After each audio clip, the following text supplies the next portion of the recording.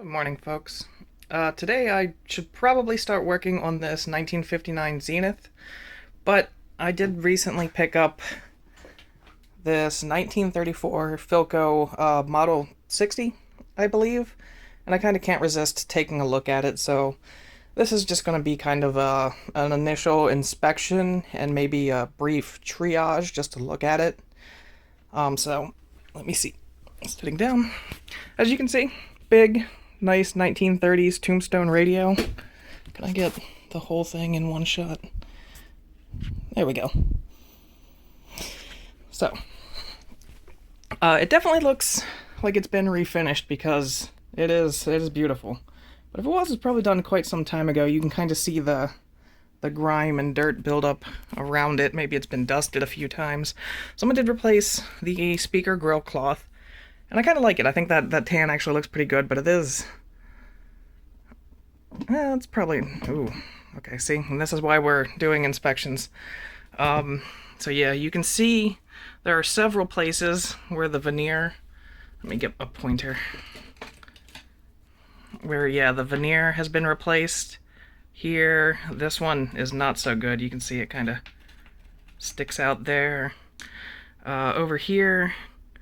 I don't know if that's been replaced so much as it seems like it was just glued back down, like it had come off, and they just glued the same veneer back down.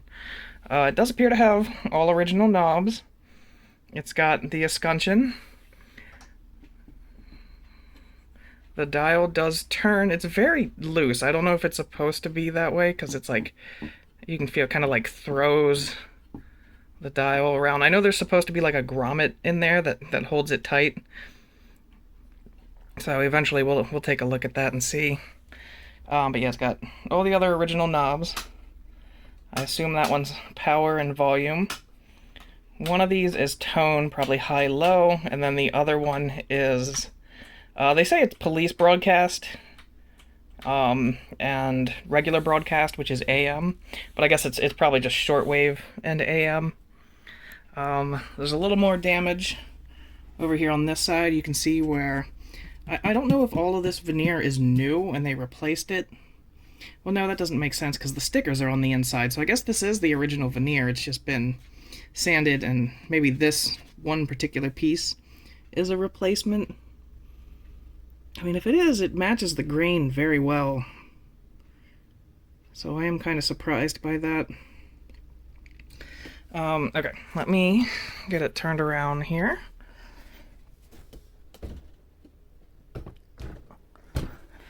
Alright, well, taking a look at the back. So first and foremost, it is really dirty. The outside looks nice, like it's been refinished. The inside looks like it's lived in a barn for decades. There's a little bit of corrosion. There's quite possibly mildew, mold, or bird feces, some combination of all of that there. We do have the original stickers in there.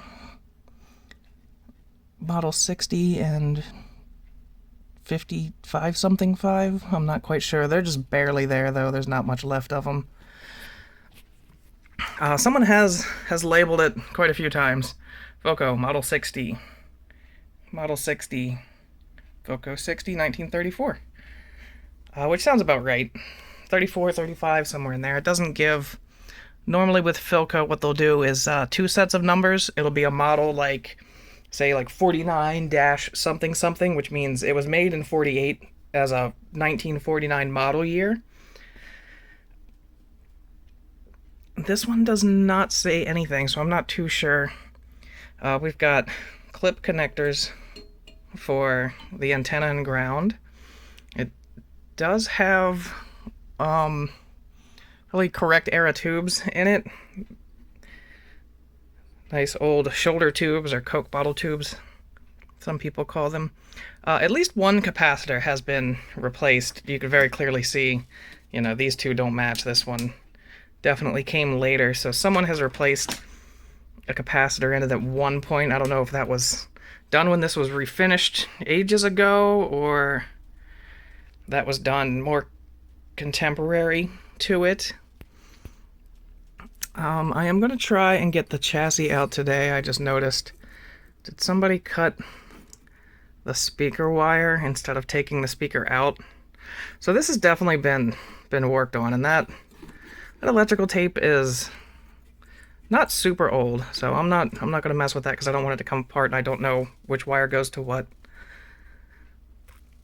Let's see, there's some writing. Let me turn on my light here. So I want to turn that down. We have to start at 0 for it. Turn on the power supply, and we'll bring, nope, okay. Switch is in the wrong position. Are you done yet? Yep, nope. Okay, now we should be able to, what are you doing? Is something shorting? Yes, me, I did that. That's what's shorting. Come on.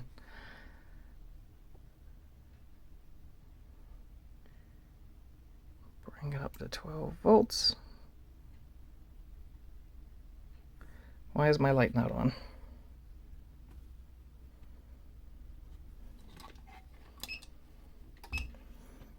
Ah, come on. I really just need to build a proper 12 volt power supply for this light because my bench power supply clearly hates it and overloads or shorts every time I go to use it. Here we go. Bring it up to 12. Probably doesn't even need to be that bright. So, got our light on it. Better look at the stickers in here. So yeah, there's not much left of either of those stickers. Philco radio, super heterodyne, and a bunch of US patents. I see some markings on the speaker, but nothing that specifically says Philco. And yeah, you can see, can you see it? Mildew in there on the wood. And yeah, you can see this veneer is just real thin on the outside. There's not really much to it. But yeah, it's got 1, 2, 3, 4, 5, yeah, in the back there, 5 tubes. So it is a 5-tube super heterodyne, but it is not your regular AA5 because it does have a power transformer in there. Tuning condenser looks rough. That's going to take a lot of cleaning. Okay. Oh, actually, look at that stamped cardboard. Is that original? 27-7213. I don't know if it's going to show up on camera. It's very faint. Yeah, you can kind of see it there. Okay. So maybe that is original. I don't know, maybe it's just been like... Now, there's no way that the outside would be so nice and the inside would be terrible. It's got to have been refinished. It does look like it's missing some chunks, at least right there. And you can kind of look up around here. All right, here, I don't need my light anymore. Yeah, if you just look kind of around the seam where the veneer meets the facade, I guess, you see a lot of glue, and look, there's another piece of veneer that's been... Actually, is it? Yeah, that's right, this is the side. I'm on the back of it now. The plug, I believe this is a replacement, but this is a very old replacement. This was probably replaced sometime in the 40s. This is a very 40s style plug. Because 1934, it probably would have been fabric insulated. So, okay. That's probably all there is for the outside. I don't think there's anything exciting on the bottom, just some felt and looks like chalk marking, maybe. So I am going to try to get this out of the chassis and see what we can do and take a look at it. Working on getting the chassis out of the cabinet. First thing I noticed, there was only two bolts in the bottom holding it instead of the 4 that they're supposed to be. That's normal. I'm used to that. Repairman's special. But I did notice this. So you see, these are all kind of like that D-shaped potentiometers, whereas this one's got kind of a texture to it for gripping. And if you look at the tip there, will you focus? Yeah, is pretty roughly cut. And it was longer. The knob on this one sticks out a little bit further than the other two. So very likely that that is a replacement. Anyway, let me try to slide the chassis out now. Chassis is out. One of the first things you definitely notice is, yeah, there's possibly a splice there, but there was definitely a splice here. But someone used much better. It was done much better than that. I don't even know if that was just, maybe this is just to hold them together. Again, I don't want to open it up just yet. So now that we can see the top of the chassis, yeah, that tube is real nasty. But there's a Philco tube. I did look at this one earlier. This one's a Wizard, which I've never heard of, but that is super cool. We do have our pilot light there. And yeah, that tuning condenser is nasty. So yeah, this has definitely been worked on in the past. Oh, I bet you. Okay. No, that doesn't make sense. That one goes down, doesn't it? Where did they do? What does this go to?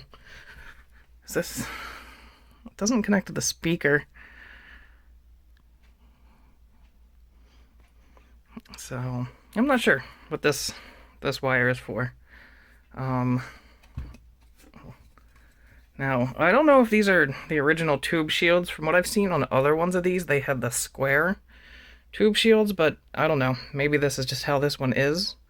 But that one really doesn't fit on there well. It's kind of oversized and sticking up off the base. This one seems okay, but normally they don't just have them. They'll have it come through like this. They don't usually just put it over the top, but who knows. Okay, so I'm gonna do underneath of the chassis reveal. I have not seen this yet, so let's take a look. I'm not gonna lean on anything too bad, am I? No, that should be okay. Okay, and there it is. And that is a surprisingly modern electrolytic.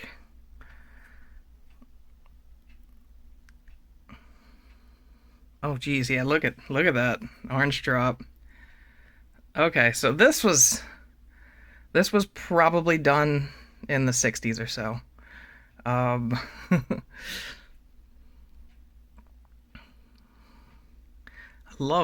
actually love the look of these resistors. If they're bad and I have to clip them out, I'm absolutely saving those. Those are super cool. So we got our mica caps in there. That is definitely a much more modern, yeah, Aerovox. So this is probably 50s or 60s, and it's kind of hanging in there. It's not great. Yeah, this one, and yeah, that you can see here the power cord has clearly been replaced at one point. Kind of sloppy soldering. Oh, they just cut out this electrolytic, didn't they? Well, they cut out one section of it, at least it looks like. And that's probably what this electrolytic is here, which is also just very floppy. Yeah, there's a lot going on here. This has definitely been worked on at least once in the past. Half a micro, geez, and yeah, see, this is all just freely flopping around, hanging out here. We do have, so these right here are capacitors. There's basically just a wax paper capacitor inside this block of Bakelite, and then that block is filled, it's potted with tar or like a tar-like substance. I'm not entirely sure, but there's a few of these. There's 1, 2, 3, 4, and those are, they're gonna suck. I've never done that before, and I'm not looking forward to doing that. Wait, are there 5? 1, 2, 3, 4, 5. Yeah, there's 5 of them, because that's one. I missed that one. Yeah, that's not super exciting. So, oh look. Is that a little Cornell Doublier in there as well? So, this, honestly, from the look at it, this has, except for the Bakelite blocks, they didn't touch those apparently, but it looks like they otherwise did. Someone did what looks like a full recap on it. They even, I'm assuming they added this terminal strip because there isn't other ones like it in here. So interesting. This thing. Oh, I just love the look of it. Oh, well, here's a wire that goes nowhere. That's always concerning. I did grab the schematic and I printed it out so that hopefully it'll be a little bit easier to go through all this. We are probably gonna check the transformer windings. I have to look and see where the inner and outer windings go. I'm not able to test the tubes, so I'm kind of hoping that they're all good. These, I don't think my tube tester supports. Yeah, I think it's like 4 and 6 pin ones. I'll have to double check, but I think they're a bit too old for my tester. Can we really see the speaker? I do have to get it out to be extra sure, but well, here, let me see if I can turn my light on again without it complaining to me. There we go. That should be good enough. Alright, so looking at the speaker, at least the parts of the cone that I can see, I don't see any holes or rips, which is fantastic. Oh geez, look how bright the brass on that escutcheon is on the inside. Can I do it without? Yeah, there we go. That's cool. I like that. I don't see any other markings inside the cabinet. I might try to figure out how to reinforce this, but that's something for a different time. We're not looking at that right now. So yeah, someone definitely recapped this mostly. It doesn't look like they did all of them. Because we've still got, well, maybe. No, because there's no, they didn't replace any capacitors up here. And these still connect, obviously.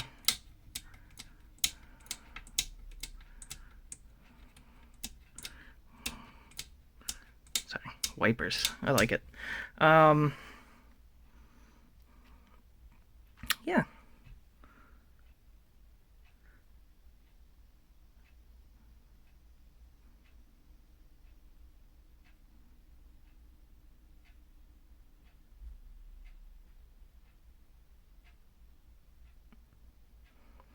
Okay, so that is probably going to be it for this radio for right now.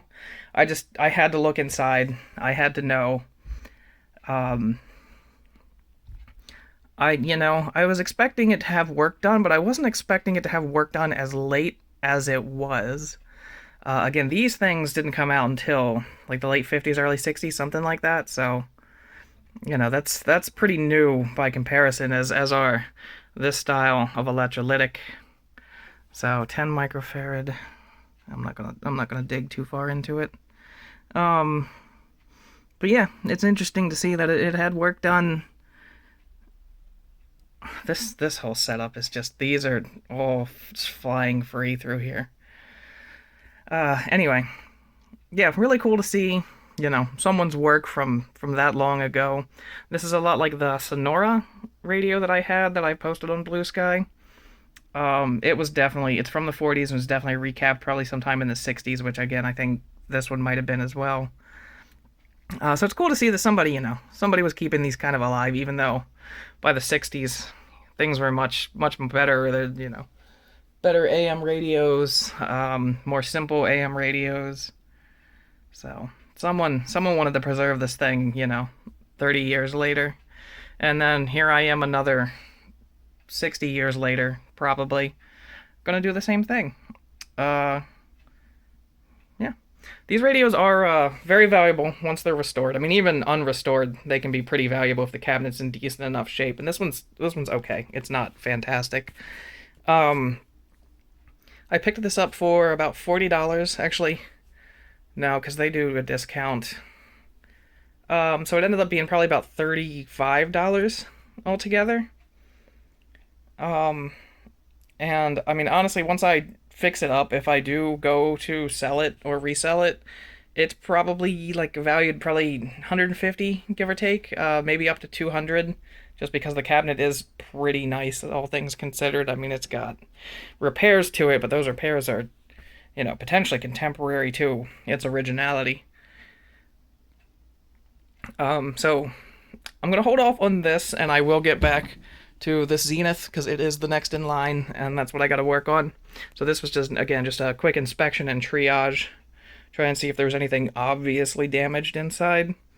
And everything looks pretty good. I will probably come back to this radio in a week or two. And this is probably going to be like a multi-section video that's going to probably have a few parts and probably take place over a couple of weeks. Just because this will be the first time I've worked on anything this old fully. I do have my RCA radio over there, my 262 from also 1934. But I can't find a good schematic for it. The online scans are just so blurry, I can't make anything out. It's terrible. So I haven't been able to work on it. This one, I have a good schematic for. We're going to go, basically, I'm going to go through it step by step. We'll take a look. First thing we'll do is we're going to check the power transformer. Because if the power transformer is bad, then the radio is a display item. I'm not going to track down a power transformer. It's going to probably be more expensive than I paid for the radio. And then after that, we also check the output transformer on the speaker here, because if the speaker's bad, at least I can restore the chassis and then track down a replacement speaker. That's going to be easier than trying to track down a power transformer. But hopefully both are good. Hopefully there's nothing to worry about. We'll definitely have to take a look over everything. So yeah, look forward to more follow-ups of this video, probably about a week, maybe a little longer, maybe 10 days. Yeah, see you later.